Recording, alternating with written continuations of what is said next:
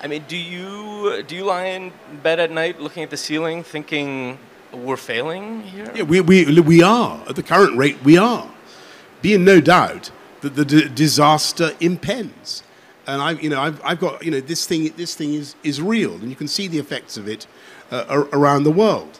And we've got to do much more. I think one of the achievements that I thought was important at Glasgow was the declaration on forests, when the world agreed that 145 countries said that they were going to stop deforestation by 2030. But I've got to tell you, folks, in the last year, I don't see any sign of a reduction in the scale of the destruction in the forests of the world. It's absolutely catastrophic, and we need to work harder.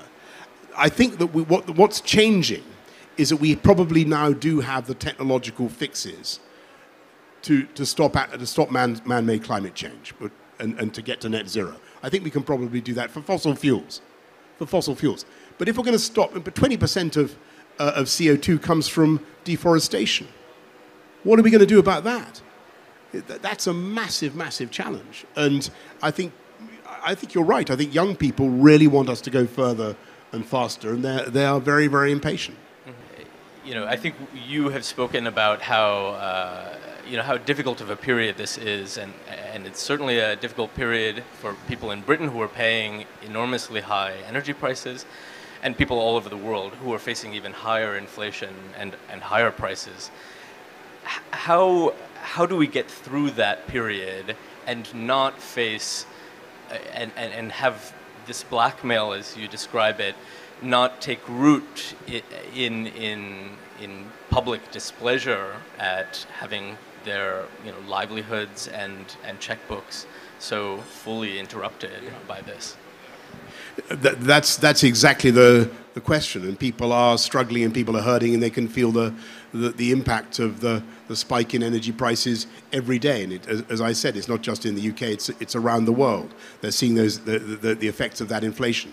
The answer is not to renew our addiction to hydrocarbons and to give in. The answer is and that's why I'm here. The answer is to accelerate the adoption of green solutions, and that's why we're going for 50 gigawatts of wind in the UK. I mean, that's a colossal amount. By the way, we only need about 100 gigawatts of electricity a day anyway. So 50 gigawatts is a huge amount of wind power to be building. 25 gigawatts of nuclear we're going for, as I said earlier. The solution is to move ahead with green solution with a green approach, but of course, and in the short term, of course, you have to abate the costs, the impact for people who are feeling it, and that's what the government is doing, and that's why I support what Rishi is doing, what the government is doing to help people in tough times.